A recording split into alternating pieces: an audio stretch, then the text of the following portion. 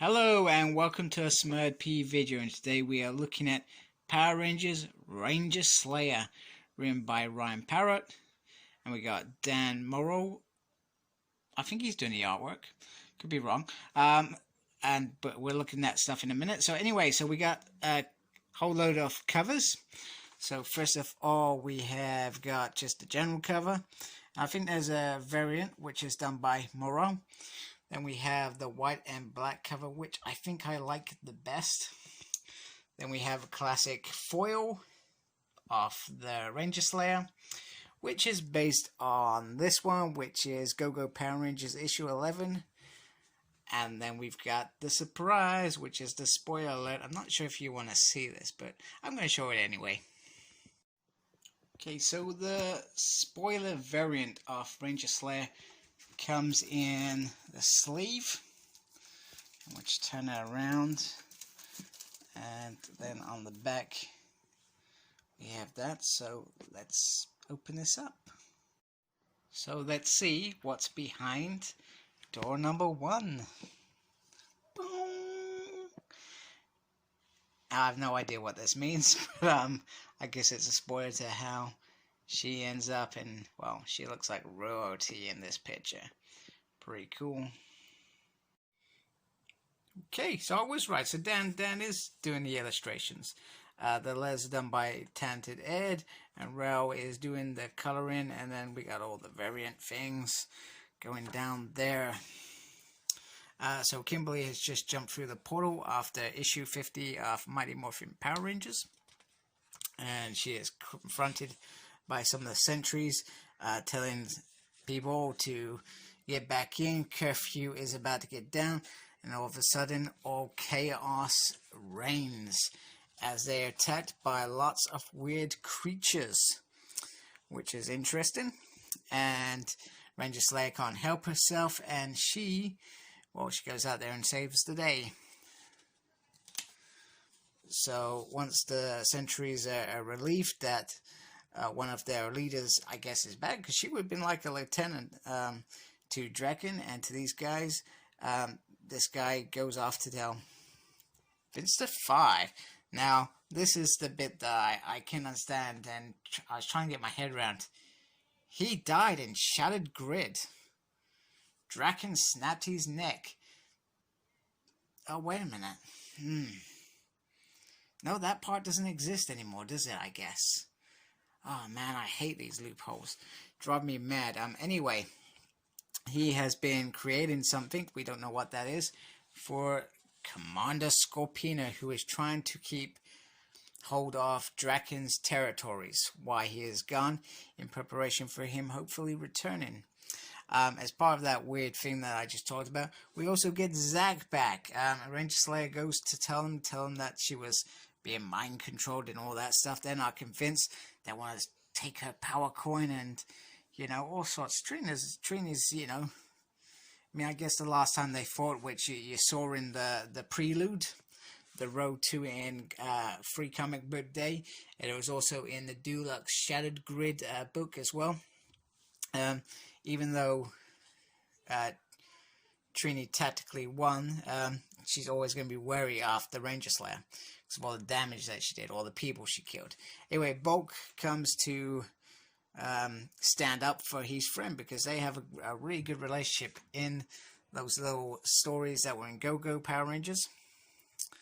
And yeah, so that's what it is. So they talk about these spirits or whatever, and they are Kimberly wants to help, so they go on this mission to the command center, which nobody goes to because it's like a tomb and it's a scary place and nobody comes out. So they're a bit unsure. However, Bulk's having lots of fun in this, by the way. He's really enjoying himself because he is in the Megazord. And it looks cool. I like the missiles flying out, and they make quick work of the outside sentries. And Bulk even pees himself a little bit. Now, when they're inside, things get a little bit nervy. And we soon find out why Trini was reluctant to go. Because just as Trini's about to get the Rita's staff, Ghost Reader appears. And she pretty much controls Zack by magic, even taunting him to say, you know what, don't you wish you'd been my Green Ranger?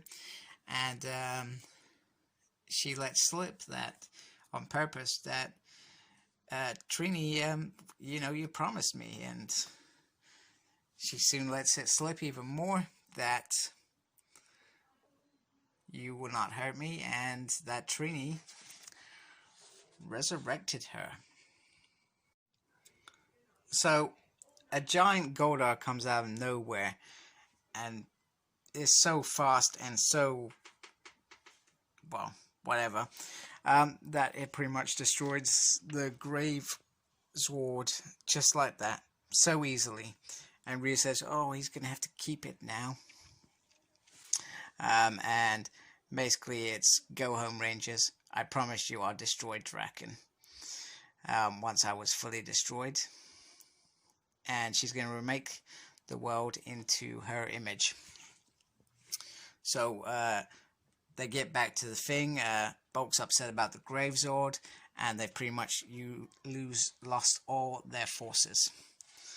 And basically Trini talks about how she got into bringing Rita back. She thought that there was some good in her, and Scorpina and Zed were fighting over what little they had, and the coin list couldn't keep up with it. So she tracked down some of Rita's spells and used that to bring it back. Kimberly finds this ironic that they're arguing, and usually they would deal with their emotional stuff by, well, gonna beat stuff up, and that's how they did it.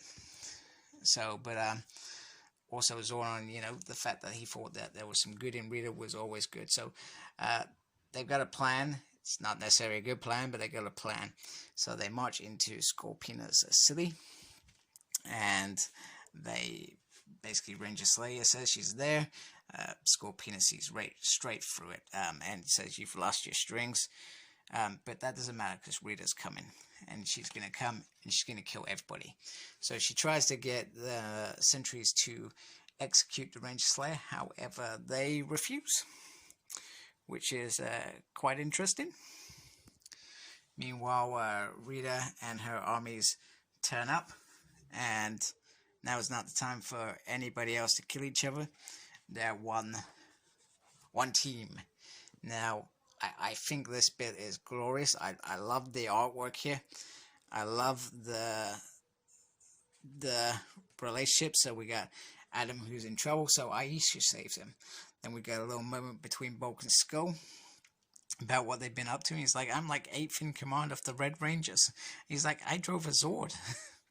You know, so little bits like that are fascinating, and the story flows really, really nicely. Even Scorpina and Trini's relationship in this, I find I really enjoy, and I want to see more of that. There's a massive Goldar, but they've got a plan. So guess what comes out of the woodwork? Lord Zed Dragon Zord. Absolutely bizarre. It's bizarre, but it's awesome. I love it. I love the fact that he's got all armor everywhere. I love that he's huge. Not sure how it happens, but it's wicked. So during the fight, basically, Trina says to Scorpina, watch your back, and she, you know, I can watch my own back, and so she goes in and saves her life. Anyway, Scorpina is out of her depth, trying to take her on. However, that doesn't matter because it's part of their plan. And Trini goes flying in. She does whatever she does to the staff, which I guess neutralizes the power, breaking the crystal. It sucks Rita in, and then they're just hoping that it takes the rest of the spirits with them, which it does.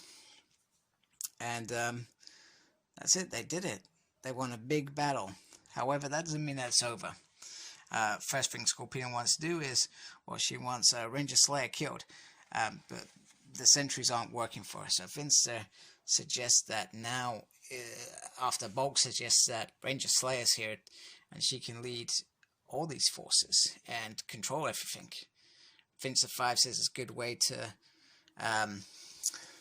keep the keep everything in place while they come up with a new strategy.